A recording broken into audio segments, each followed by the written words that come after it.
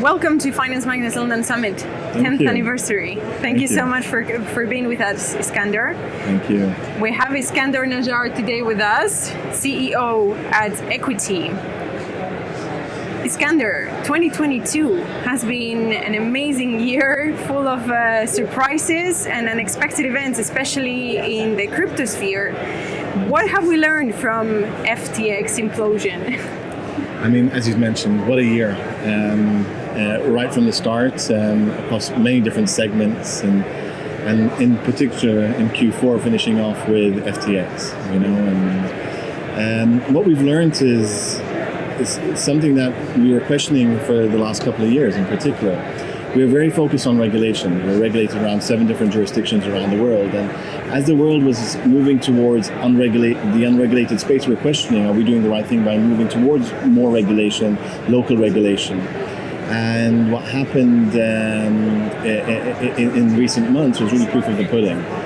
Regulation is necessary, governance is necessary, oversight in some elements is necessary. What type of regulation? We're still figuring that out on a global level, and where we are right now, we're speaking to many different regulators across many different jurisdictions to understand their appetite for regulating digital assets and having some kind of oversight in some capacity. And what happened with FTX really opened up people's eyes, not only from an institutional perspective, but from a retail perspective as well.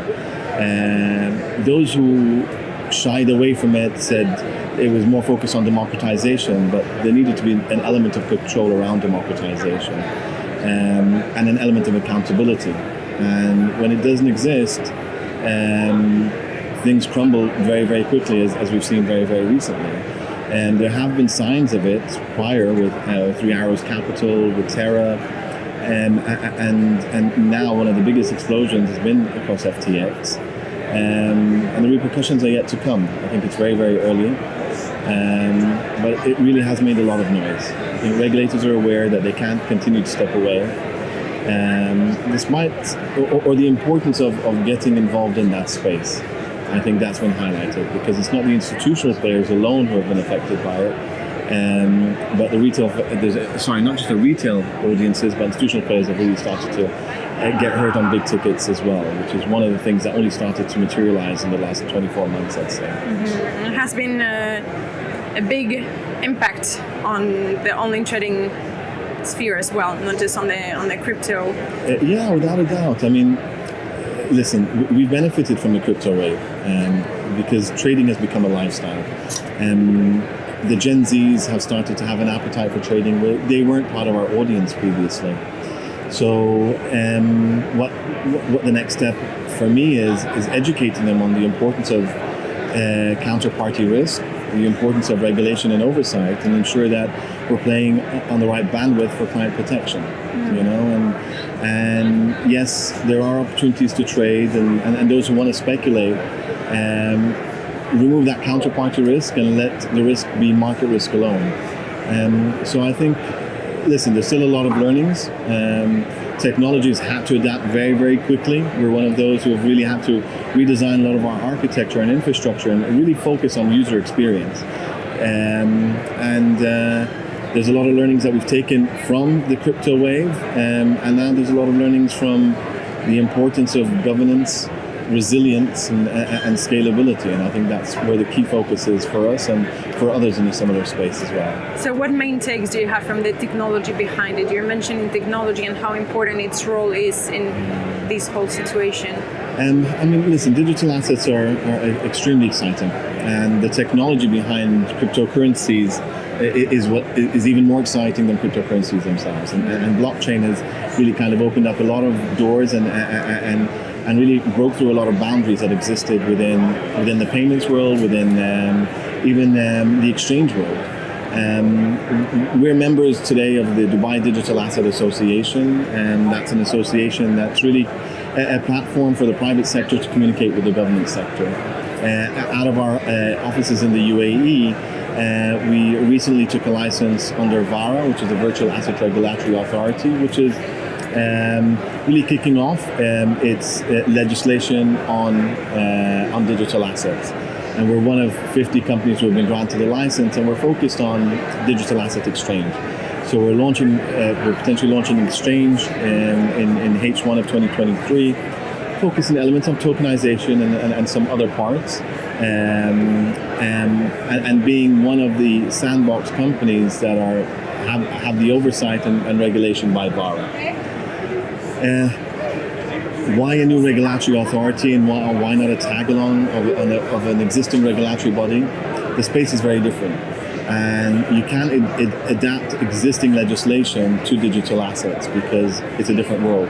It's a different topic and it's a different discussion. And building it from scratch will allow you to really comprehend and absorb the risks and help mitigate them in the right fashion. So what is Equitis' role in this new regulatory space? How do you see it? Our role is in two parts. One, as one of a licensee that's looking to build a product line, is a digital asset exchange. And as members of the Digital Asset Association, our managing director, Mr. Gaurang Desai, he's the chairman of the Digital Asset Association. We have around 50 members of the association today, and it's expanding. I think they strive to have around 400 members by the end of next year, with anyone that touches digital asset in any way, from payments to exchanges to KYC and governance solutions, and really kind of forming a body that has the power to and the voice to communicate with the government sector in helping draft legislation in a way that will not hinder innovation but help support it under the right context. So what is 2023 for you like? What do you foresee in the digital assets?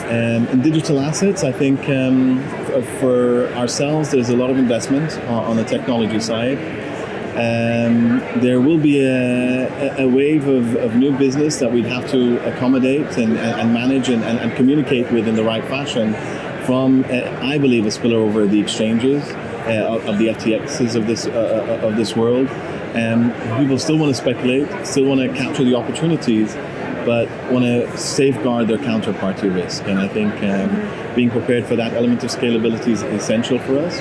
On the digital asset exchange, it's really kicking off the exchange, ensuring that the efficiencies of the technologies are in place. And the idea for us is, if you compare listing of an SME, for example, on a traditional exchange, the cost of listing those are significant.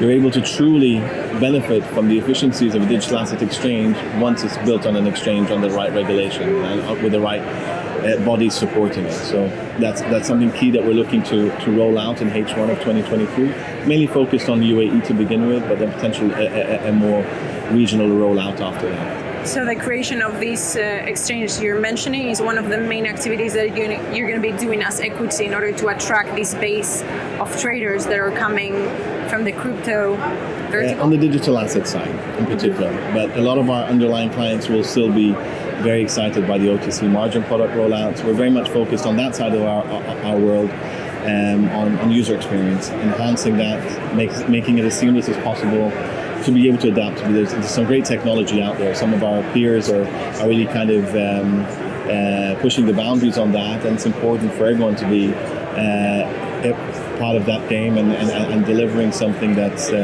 second to none in our sector. Wonderful. Thank you so much for being with us today, Iskandar. It has been a true pleasure. Thank you. We will see you for the rest of the event. And it's great, and a great event, and happy to be part of it. Thank you so much. Thank you.